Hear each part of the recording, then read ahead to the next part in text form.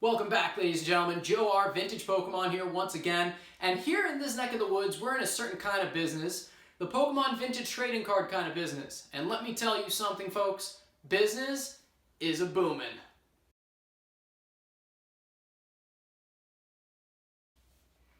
Pokemon's turning 25 years old this year, and while usually this channel is all about just taking a look at some vintage Pokemon cards, I thought it'd be nice to check out some of this data that we've got.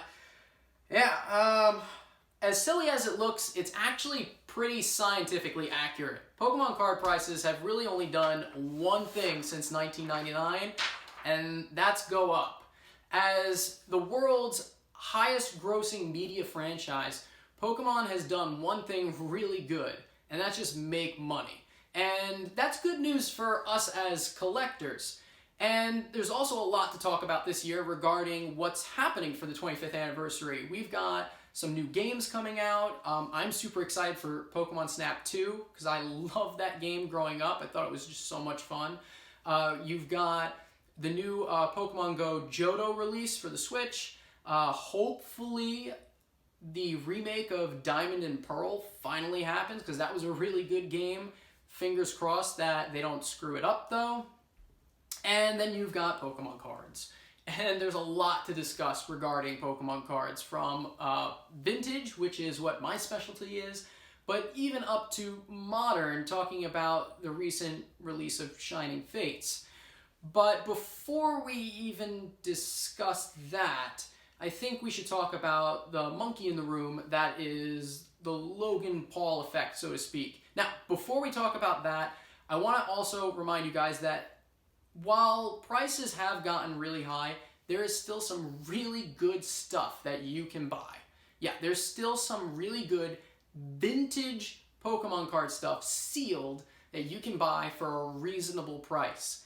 And I'm going to talk about that a little bit as well. But Logan Paul. This is someone that did a box break back in October, and he's got millions of followers.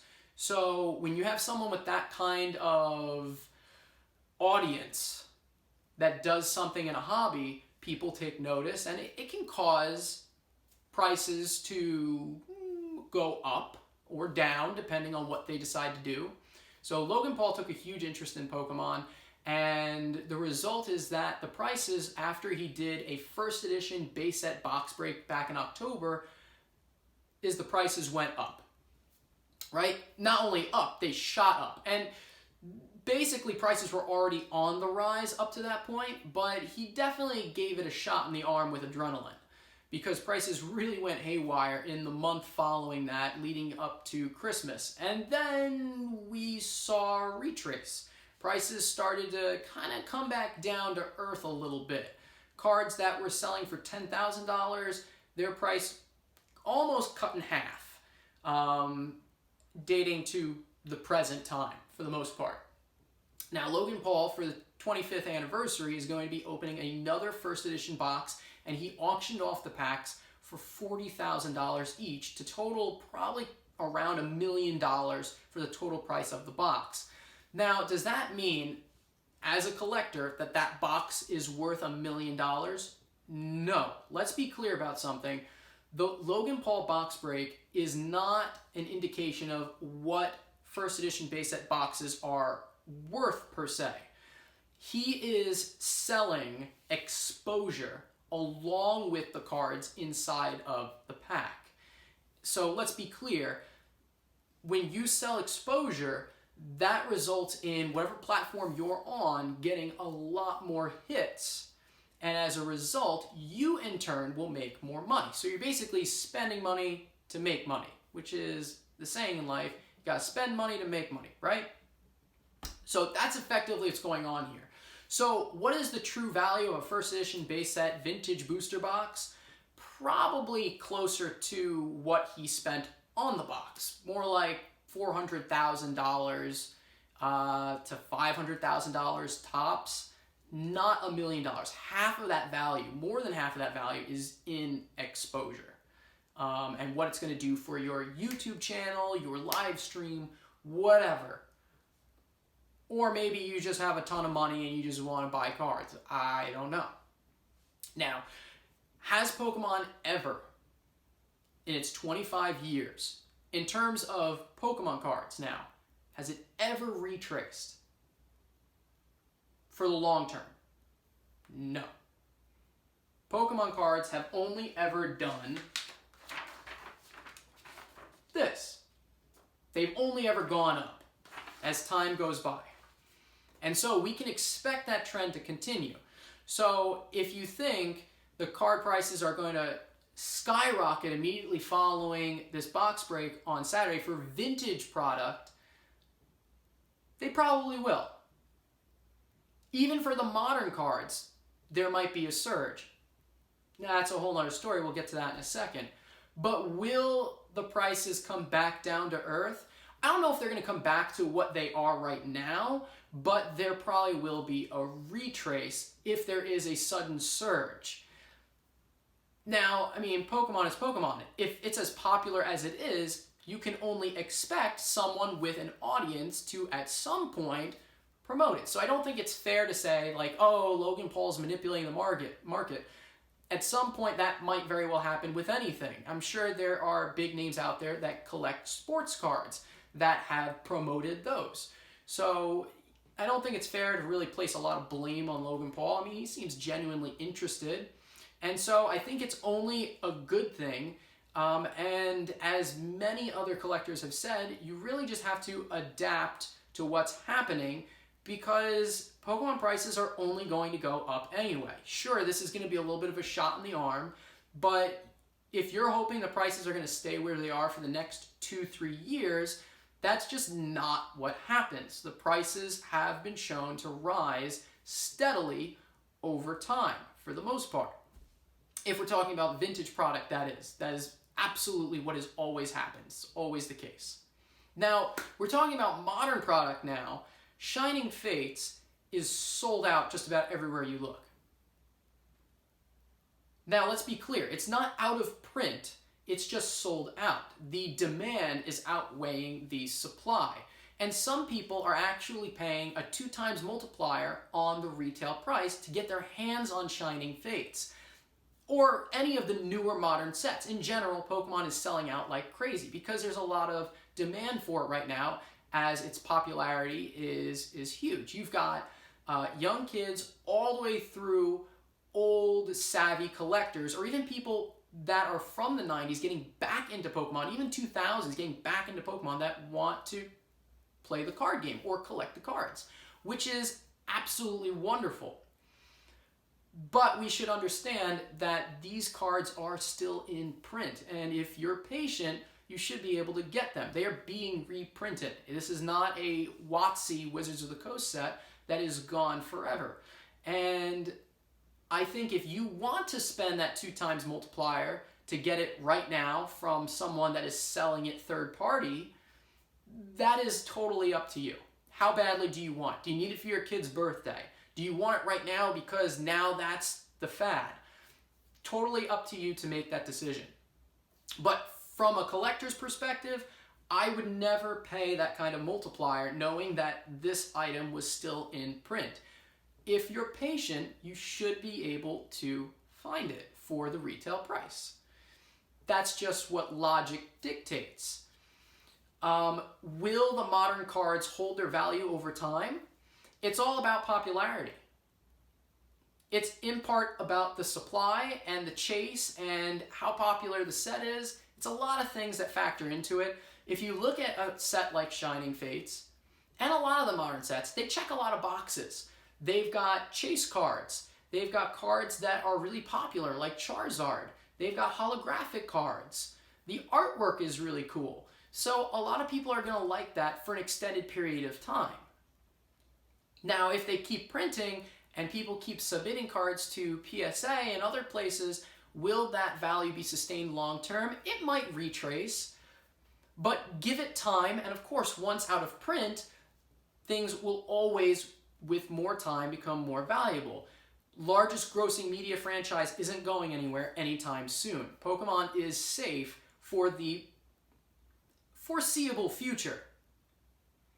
I mean, it's basically at a crazy high in terms of its popularity right now. So will the cards retrace?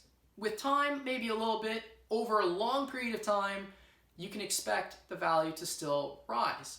Okay, but now let's talk about what you can buy right now if you are the vintage Pokemon card collector like me. Can you still buy something that's affordable and vintage? There's two answers to this question. You can buy something that's vintage but is not Wizards of the Coast if you want to get something like Evolutions. Evolutions is a set that's still really affordable. You can still buy a booster box, last I checked, for under $1,000. And you have a lot of vintage base set artwork in there, including chase cards like Charizard, Blastoise, Venusaur. Really cool stuff. Now, if you're looking to buy something from 1999, 2000, that becomes a little tougher, right? Because, I really like the original base set, but packs are hundreds of dollars, and a base set booster box, unlimited mind you, goes for $25,000 or more. That's true. Well, all right, how about another set? Jungle, Gym Challenge, Unlimited. Those are selling for $10,000 each. And forget about it if you want something first edition. Now you're talking $20,000, $25,000 again for a box. Okay, what about just one pack? Hundreds of dollars. Is it worth it to spend hundreds of dollars for a pack? That's up to you, but I think the average person is going to have a tough time with that. So what is readily available that's from 1999 and won't break the bank and has some really great artwork and cards in it? What checks all the boxes? You can still buy actually Topps product for reasonably cheap prices. And like everything that's vintage, the prices have done this over time, but Topps has grown a lot slower. I think it's only recently that it's starting to see some growth actually. And you might be wondering, okay, what are you talking about? What is Topps? Well, Wizards of the Coast produced the trading cards in 1999, but Topps produced some alternative Pokemon trading cards with some really cool artwork. Specifically, we've got Pokemon the first movie, Topps trading cards, and we've also got Pokemon 2000 Topps trading cards. And you might be wondering, well, what can I get in a booster pack of Pokemon the first movie Topps trading cards? You get something like this. That's a holographic Pokemon the first movie Mewtwo card. Some pretty nostalgic stuff. You can get Blastoise. You can get Charmander. We're talking about vintage 2000, 1999 Pokemon artwork. Chase cards included. And those packs are retailing for only around $20, $25. I recently bought a booster box of Pokemon the first movie, 36 booster packs, $600. That is as cheap a legitimate 1999 Pokemon trading card vintage product as you're going to get. So my #1 recommendation for not breaking the bank and getting vintage product for the 25th anniversary of Pokemon is definitely the Topps trading card booster packs, because they've got chase cards in them. You can get Charizard, you get holographic Charizard, you get Pikachu holographic cards, you get Mewtwo holographic cards, you get Mew holographic cards. You've got a lot of great vintage original 151 Pokemon art that's in there scattered throughout, and I just think you can't go wrong with it. Especially if you just want to have fun, you want to rip and tear into something, and you don't want to feel bad about losing a ton of money, like opening a $10,000 booster box. This is a nice alternative that I think is readily affordable. And it's my #1 recommendation, aside from buying singles, which you of course can still do that as well. But it's not as fun as opening up a pack of fresh cards sometimes. So definitely recommended. And I hope you guys enjoy the 25th anniversary and everything that this year has to come with Pokemon. That's all I really wanted to talk about with you guys today. We'll be back to looking at vintage Pokemon cards and mail time and PSA submissions in the coming videos. Make sure you like and subscribe if you enjoy this kind of discussion. You can tell me if you like this kind of discussion, because I thought it was kind of fun to just talk shop. We had a lot to talk about, and it just felt like it was too much to ignore. I wanted to talk about it with you guys, so we'll see you all next time. Make sure you throw that like and subscribe our way, and Joe R out.